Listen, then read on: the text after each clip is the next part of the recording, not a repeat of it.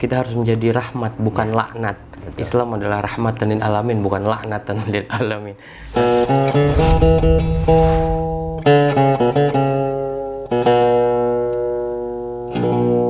Assalamualaikum warahmatullahi wabarakatuh. Waalaikumsalam.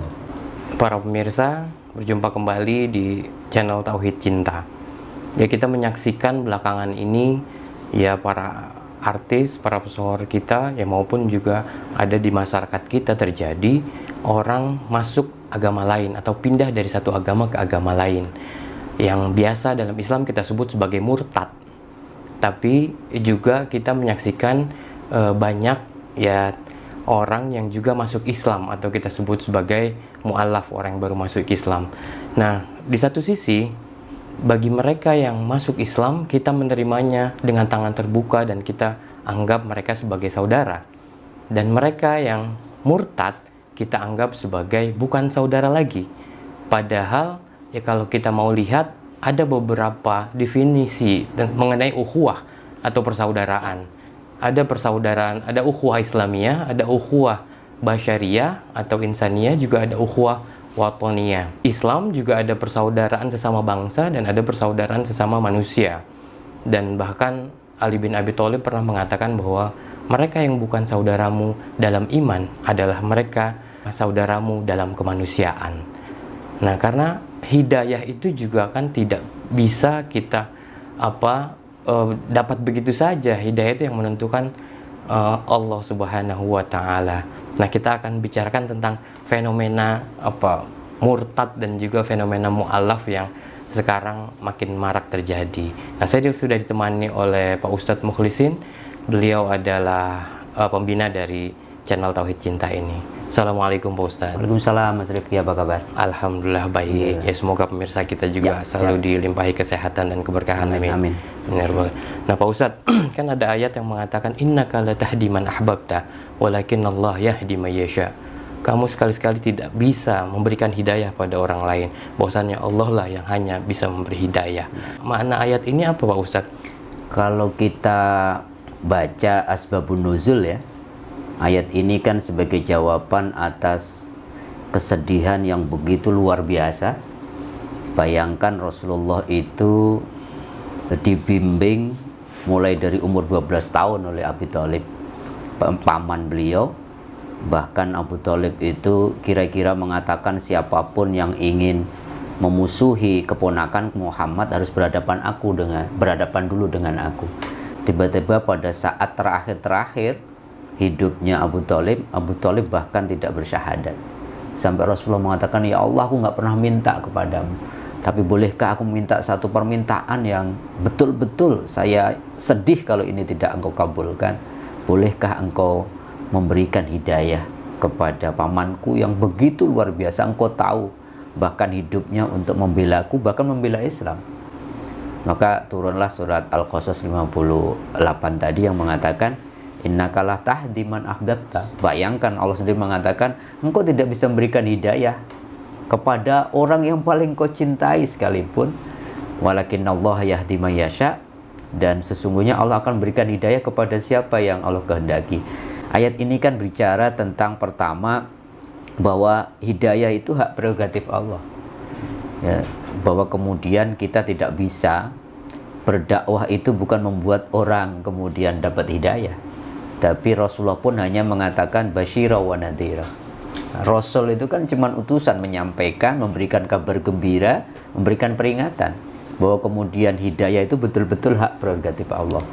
Sehingga kemudian klaim-klaim sehari ini gitu ya, orang bisa mengklaim saya yang bisa memberi hidayah, saya yang bisa menentukan seseorang disebut Islam, dia masuk surga atau neraka, itu luar biasa itu. Jadi kapling-kapling Allah kemudian kita ambil, bahkan melampaui. Bahkan kita kemudian memvonis, oh Anda sudah tidak suci lagi, Anda tidak boleh masuk golongan Islam lagi dan sebagainya. Jadi dari situ maka kemudian ada dalam tataran spiritual ya, ada sebuah kesadaran bahwa tidak ada klaim-klaim kesucian.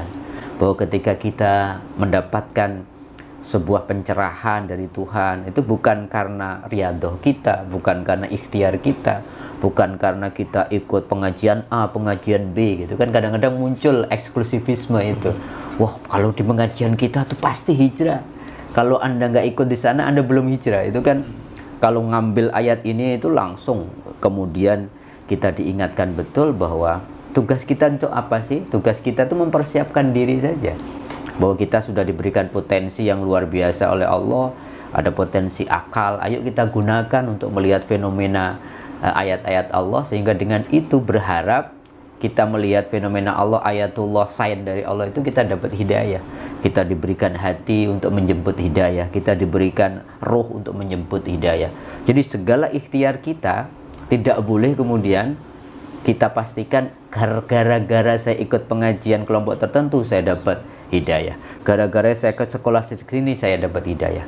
Yang kita bisa lakukan adalah saya mempersiapkan diri dengan segala apa yang Allah titipkan, bahwa kemudian betul-betul hidayah itu hak prerogatif Allah, sehingga tidak ada ruang-ruang untuk yang halus itu kan kita sombong atas pencapaian spiritualitas kita, sehingga menganggap yang lain menjadi, oh Anda belajarnya apa sih? Oh kok masih segitu ya? Kan sering muncul hal seperti itu. Ya, tadi di prolog saya sudah mengatakan bahwa misalkan ya ada fenomena orang keluar dari agama. Ya. Kalau dalam Islam misalkan yang terkini misalkan anaknya Bung Karno, Sukmawati Soekarno Putri gitu, itu keluar dari Islam menjadi agama Hindu dan biasa disebut sebagai murtad. Ya. Nah, ya hidayah ini kan ya mungkin ya kita dalam hidup itu selalu mencari. Ya bahkan ada orang yang bahkan pindah-pindah agama sampai berapa kali gitu, 5, 6 bahkan ya, untuk mencari Tuhannya sendiri gitu. Nah, fenomena Sukmawati kan juga banyak dihujat sama kalangan umat Islam karena dianggap ya murtad. Nah, murtad sendiri apa sih Pak Ustadz sebenarnya? Ya, di dalam konteks agama kita itu kan murtad adalah orang yang sudah bersyahadat, masuk Islam, kemudian memutuskan untuk keluar, gitu. Itu disebut murtad.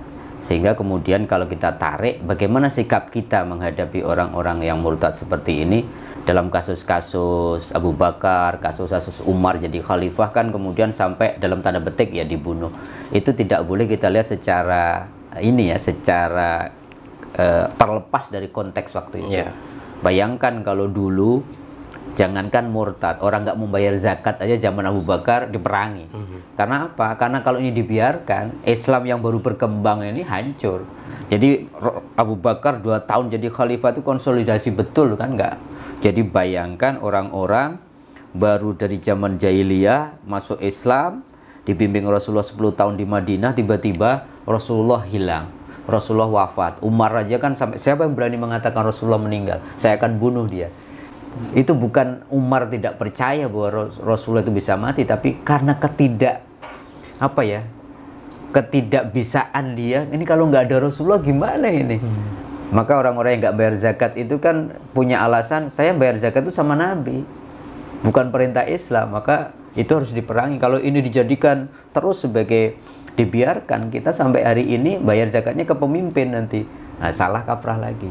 Maka kemudian kalau ditarik hari ini, ternyata kalau kita mau bicara Al-Quran kan memberikan nas yang jelas ya, bagaimana kita bersikap kepada orang yang jangankan murtad, orang yang menyembah berhala saja. Itu Rasulullah memberikan kabar kepada kita, Quran memberikan konfirmasi lewat surat Al-Kafirun itu kan jelas bahwa lakum dinukum waliyadin itu berarti apa? Ya ketika Anda milih agama yang sudah Anda putuskan, ya itu pilihan Anda. Dan kemudian Anda juga harus menghormati pilihan saya. Kok saya selalu punya keyakinan tidak ada ruang sedikit pun dalam Islam kita boleh membunuh orang gara-gara berbeda keyakinan. Bahkan dalam Al-Quran kan banyak ayat-ayat, jangan sampai kita menghancurkan properti rumah ibadah orang lain gara-gara perbedaan.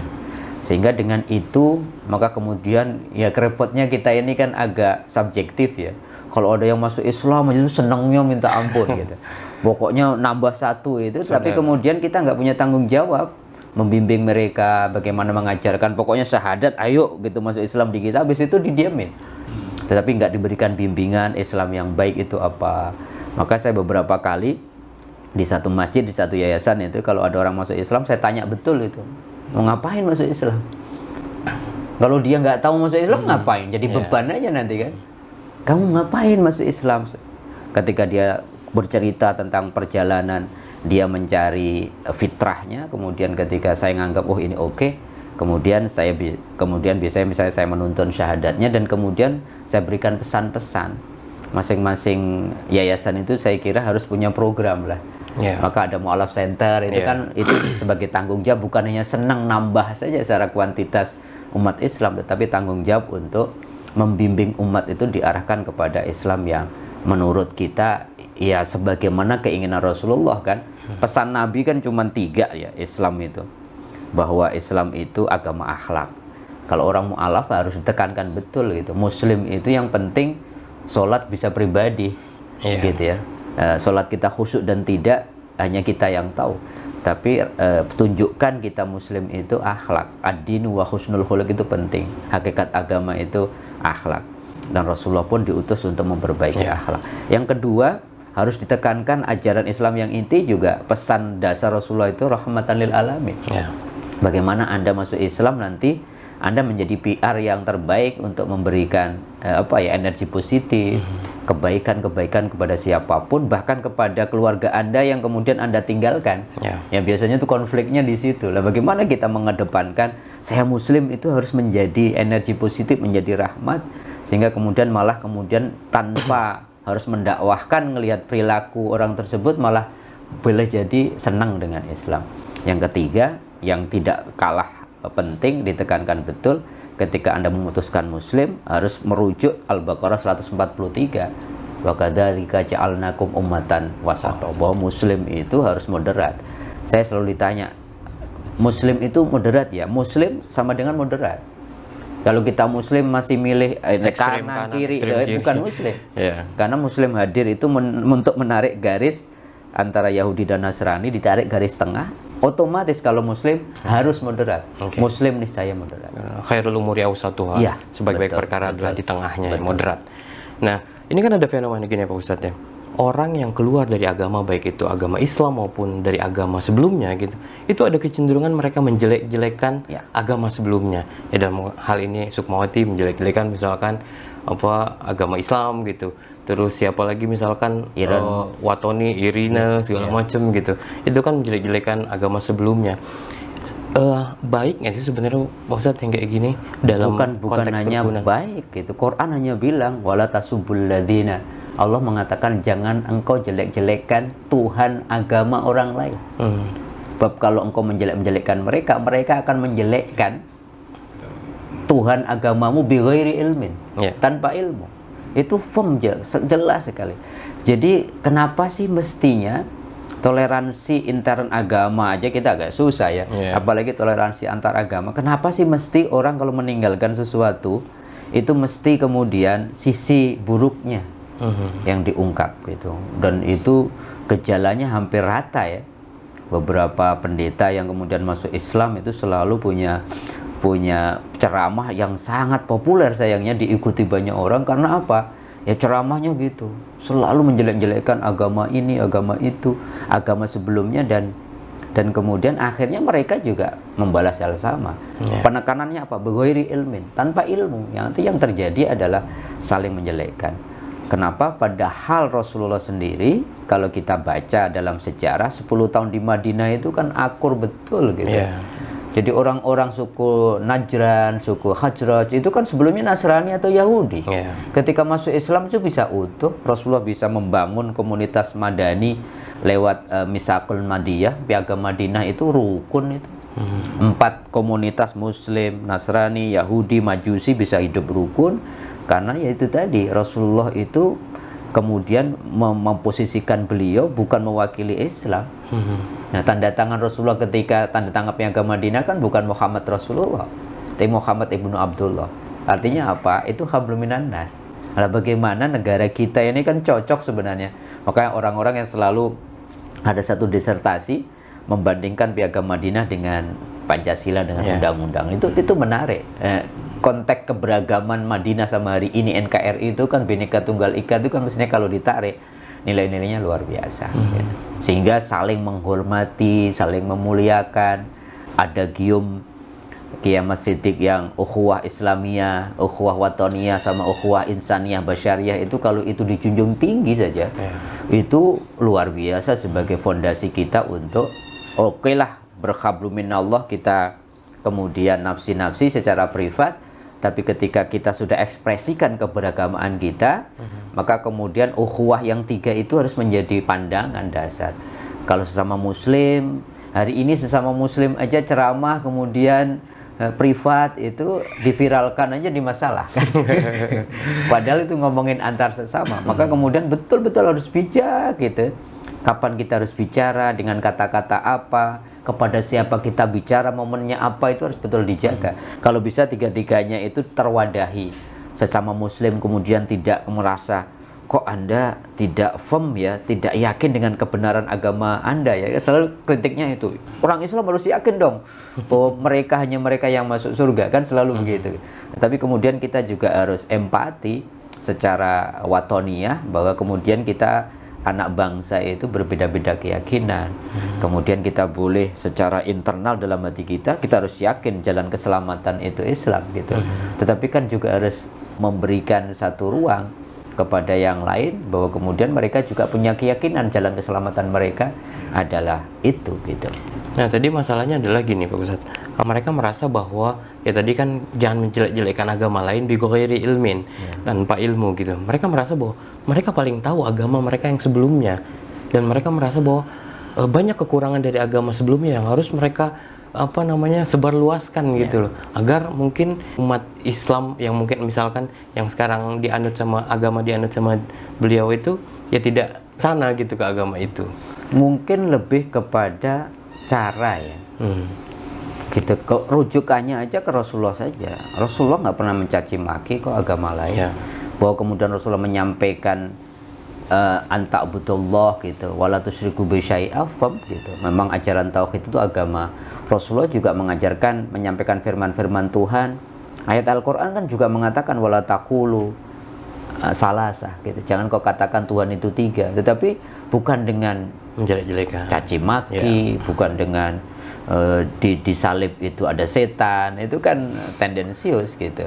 Kenapa sih nggak mengedepankan An-Nahl 125 yang itu menjadi rujukan cara kita berdakwah? Udu ila sabili rabbik bil hikmah, dengan bijak, wal mau'idatil hasanah. Kata-katanya kenapa sih nggak santun gitu? Ketika Rasulullah diminta untuk mencaci maki orang-orang yang kemudian memusuhi mereka, kan Rasulullah firm menjelaskan, walam ub'asu la'ana. Saya ini diutus bukan untuk mencaci, walakin bu'istu rahmatan. Tetapi saya diutus untuk memberikan rahmat. Ketika Rasulullah kemudian diberikan pilihan oleh, jadi Rasulullah kan pernah mendapatkan tawanan perang yang luar biasa dalam kasus perang Badar, dalam kasus perang yang lain. Terus minta kepada Abu Bakar sama Umar, ini Abu Bakar menurut kamu tawanan perang ini diapain? Menurut Umar tawanan perang itu diapain orang-orang kafir ini? Dulu musuhin saya ini, saya tandain betul gitu. Umar jawabannya apa? Bunuh aja gitu. Buat apa? Buat pembelajaran ya Rasulullah. Nanti mereka nggak main-main lagi. Ya Umar juga paling tegas kan memang gitu. Karena apa? Kita ini perang berkali-kali Rasulullah, ini buat pembelajaran buat mereka. Tapi buat Abu Bakar enggak gitu. Kenapa kemudian enggak kita perlakukan mereka? Justru dakwah kita di situ. Bahkan kemudian ditawarkan, kalian boleh membebaskan diri dengan yang pintar belajar baca tulis, ajarin umat Islam yang belum bisa baca tulis. Dan ternyata dua orang pendapat Umar dan Abu Bakar itu yang dikonfirmasi oleh Al-Quran Abu Bakar. Gitu ya. Tentang apa? Fabima rahmatin minallahi lintalahu. Dengan rahmat Allah gitu, engkau bisa lemah lembut sama orang-orang kafir sekalipun. Walaupun tafatan ghalidul qalbi lang fatu min khalik. Seandainya engkau keras seperti pilihan Umar, tidak berarti pilihan Umar keliru waktu itu, tapi memilih jalan kekerasan, mereka akan lari malah dari engkau. Nah itu dakwah-dakwah seperti itu pun kemudian kan mesti dikedepankan. Bahkan terakhir An-Nahl 125 tadi kan mengatakan wajadilhum billati ahsan. Kalaupun harus berdebat, kan banyak sekali kan dialog antara Islam dan Nasrani gitu. Yang muncul kan gitu kan saling teriak-teriak, enggak, Rasulullah Al-Quran mengajarkan kalau harus berdebat, muliakanlah orang yang berdebat, Rasulullah pernah berdebat kan dengan para pendeta suku tertentu, suku Najran kalau nggak salah, sampai 2 hari 3 malam. Setelah berdebat mereka nggak sepakat. Dan yang lebih aneh lagi, minta izin lagi kebaktian di Masjid Nabawi. Dan Rasulullah lebih aneh lagi yang kita baca dalam Islam, mengizinkan. Sebegitu luar biasanya. Tetapi hari ini debat aja, jangankan debat Islam sama Nasrani ya, debat antar kita aja kan takbirnya sudah takbir yang menegasikan gitu, merendahkan, bukan takbir yang ayo nih yang besar Allah, kita ini bukan siapa-siapa gitu. Jadi memang harus banyak belajar menurut saya. Kembali deh kalau kita mau ngikutin Islam ya, orang yang paling paripurna merealisasikan ajaran Islam dalam 24 hidupnya ya Rasulullah. Sayangnya kan memang umat Islam nggak banyak kenal ini Rasulullah, sejarah Nabi, sirah nabawiyah belum dibaca, sehingga kemudian klaim-klaim ini Rasulullah ini, menurut guru saya ini Nabi nih. Ternyata Nabi tidak melakukan itu. Ya bahkan ketika misalkan dulu di zaman Nabi ada Musailamah gitu, Ya. yang akhirnya dilabeli dengan Al-Kadzab gitu, pembohong, yang mengaku Nabi, itu tidak dibunuh di zaman Nabi. Ya. Nabi cuma menyurati beliau ya, Nabi cuma menyurati Musailamah Al-Kadzab bahwa ya isinya kira-kira tidak ada ancaman di situ, bahkan tidak ada Nabi menyuruh umatnya untuk membunuh Musailamah Al-Kadzab itu ya Pak Ustadz ya. Bahkan mengaku Nabi kan. Bahkan itu mengaku Nabi Musailamah. Dalam banyak kasus, di dalam riwayat hadis itu terkenal 2 kasus. Kasus pertama ada orang tua yang dulu sebelum Rasulullah datang ke Madinah, memang kebanyakan Yahudi dan Nasrani.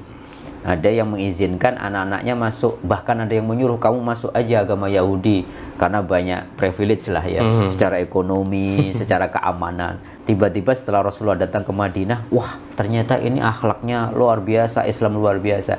Kemudian ngadep nih orang tua yang sudah mu'alaf masuk Islam ini, pengen anaknya yang sudah jadi tokoh lah kira-kira dia itu. Boleh nggak saya paksa atas nama orang tua menginginkan anaknya untuk bareng-bareng lah kira-kira nanti bisa bersama di surga gitu karena Islam. Rasulullah tidak mengizinkan itu. Kata-kata la ikraha fiddin itu kan bagian dari itu, bahwa tidak ada paksaan dalam beragama. Kasus salah satu asbab nuzulnya kasus itu. Bahkan ada orang yang mengatakan, saya bisa paksa anak saya, kalau enggak saya akan ancam dengan beberapa ancaman ekonomi dan sebagainya. Rasulullah tidak mengizinkan. Bahkan dalam kasus yang terkenal Fathu Mekah, ketika Rasulullah setelah 10 tahun diusir, Rasulullah hijrah itu kan diusir sebenarnya. Yeah. Ketika Rasulullah dengan pasukan, ada yang mengatakan 30.000 orang, powerful lah kira-kira waktu itu, masuk ke Mekah, Rasulullah kan sebenarnya bisa memilih memerangi mereka. Tapi Rasulullah segera berpidato, saya akan memilih jalannya Nabi Yusuf alaihissalam yang memaafkan saudara-saudaranya yang bahkan membunuhnya, dimasukkan ke dalam sumur. Oleh karenanya, bagi siapapun Anda, orang-orang Mekah yang tidak muslim, yang menyembah berhala, kalau Anda masuk rumah masing-masing, Anda berarti sudah mendapatkan maaf dariku. Poin-poin toleransi, poin-poin betapa Rasul memilih jalan mendamaikan, memilih jalan memaafkan, memilih jalan memaafkan Musailamah Al-Kadzab. Walaupun dengan catatan ya, Al-Kadzab itu ya sudah dia nggak akan pernah dipercaya lagi. Hari ini kan kemudian Sukmawati masuk murtad, sudah orang wah ini dalilnya yang dibunuh aja yang kemudian kalau enggak wah nggak ngikutin sunnah Nabi. Dan itu hal-hal kayak gitu harus dibaca utuh lah di dalam konteks hari ini. Ya di satu sisi kan kita menyambut dengan tangan terbuka ya orang yang masuk ke agama Islam. Tapi di sisi lain ya kita ya secara internal itu mencoba mengeluarkan umat-umat Islam yang mungkin beda mazhab, beda pikiran, beda argumen dalil, beda tafsir segala macam gitu. Ada yang disebut kafir lah, ada yang disebut musyrik lah, ada yang disebut murtad segala macam, lantaran padahal masih dalam satu rumah Islam gitu Pak Ustadz. Saya selalu menyampaikan otokritik ya buat kita. Ini kayaknya kita lebih bisa berdampingan dengan orang-orang non-muslim dibandingkan dengan sesama muslim yang beda madhab, beda pilihan politik. Itu udah langsung aja cepat banget itu.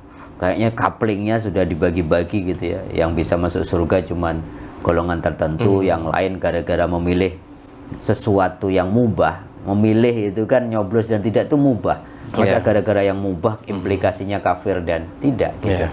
Gampang sekali. Jadi saya ingat Gus Baha itu menarik ya catatannya. Saya ini heran kata Gus Baha. Padahal orang menyembah berhala hanya mengucapkan asyhadu alla ilaha illallah wa asyhadu anna Muhammad Rasulullah jadi muslim. Tiba-tiba orang yang sudah mengucapkan asyhadu alla ilaha illallah wa asyhadu anna Muhammad Rasulullah gara-gara memilih partai politik atau presiden yang berbeda jadi kafir gitu.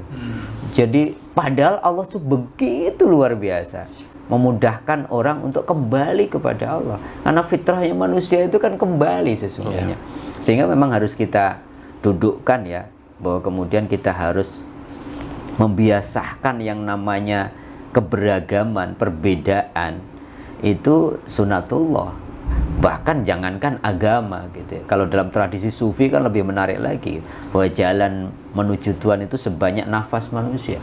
Bukan hanya sebanyak manusia, sebanyak nafas manusia. Kenapa kemudian nggak dilanjutkan, kata Abu Said Abul Khair, tetapi jalan tercepat menuju Tuhan itu adalah berkhidmat kepada sesama dan memberikan rasa bahagia kepada mereka. Kenapa enggak ini yang kemudian ditonjolkan? Muslim itu kalau yang ditonjolkan adalah berkhidmat buat orang lain, kemudian memberikan rasa bahagia. Bukankah itu yang sebenarnya SK Nabi ketika diangkat jadi Rasul itu, wa ma arsalnaka ila rahmatan lil alamin, bukan lil muslimin, bukan lin nahdiyin.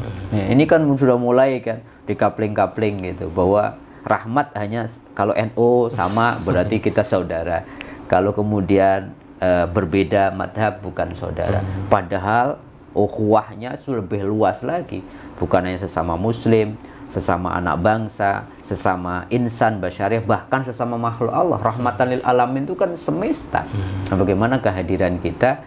Oleh karena saya lebih prefer itu, kenapa sih masing-masing muslim pemeluk agama itu tidak mengedepankan akhlak?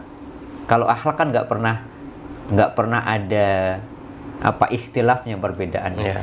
Mulai kita berbeda tuh kalau ngomongin syariat, ngomongin fikih, ngomongin pilihan politik. Tapi kalau jujur, kalau lembut, kalau suka dermawan atau apa, semua orang saya kira sepakat. Nggak dipilah-pilah dari madhab mana, kita akan nyaman dengan itu. Saya lebih prefer, ayo biasakan mengedepankan akhlak dibandingkan fikih, biasakanlah bersikap terbuka, sehingga kemudian perbedaan bukan dianggap sebagai ancaman, tapi pelangi keindahan yang memang Allah membiarkan itu terjadi. Kalau Allah bikin semuanya NU bisa nggak? Bisa. Sangat bisa. Bahkan semuanya Muslim sangat bisa. Tapi kenapa Allah kemudian membiarkan itu berbeda-beda? Akhir surat Al-Hujurat ini kan menarik, fastabiqul khairat, agar kita berlomba-lomba untuk saling berbagi kebaikan. Kalau semuanya muslim, apa istimewa jadi muslim? Kalau semuanya kaya, apa istimewanya? Karena kemudian kekayaan yang kaya menjadi berarti karena ada opositnya, ada pasangannya. Kalau semuanya orang pintar, kita nggak akan pernah memuliakan orang yang punya gelar akademik tertinggi. Karena apa? Karena sama gitu. Justru berbeda itu indah gitu. Berbeda malah jangan jadi ancaman. Poin itu saya kira yang harus sekarang disosialisasikan, sehingga keberagaman itu malah memberikan kita kayak ke supermarket aja, pilihan kita sangat banyak, sehingga kemudian malah kemudian jadi rahmat, bukan menjadi nikmah, jadi ancaman. Oke. Terima kasih Pak Ustadz, luar biasa. Kita nih obrolan kita, ya Islam ternyata memang harusnya, ya bukan cuma harusnya, tapi ya memang sudah menjadi pesannya atau untuk manusia, untuk umat Islam, ya bahwa kita harus menjadi rahmat, bukan laknat. Betul. Islam adalah rahmatan lil alamin, bukan laknatan lil alamin. Nah, para pemirsa, ya mereka semua adalah saudara kita. Ya baik mereka yang muslim maupun non muslim. Kalaupun mereka bukan saudara kita dalam iman, mereka adalah saudara kita sesama manusia. Terima kasih atas partisipasinya. Wabillahi taufiq wal hidayah. Wassalamualaikum warahmatullahi wabarakatuh. Waalaikumsalam warahmatullahi wabarakatuh.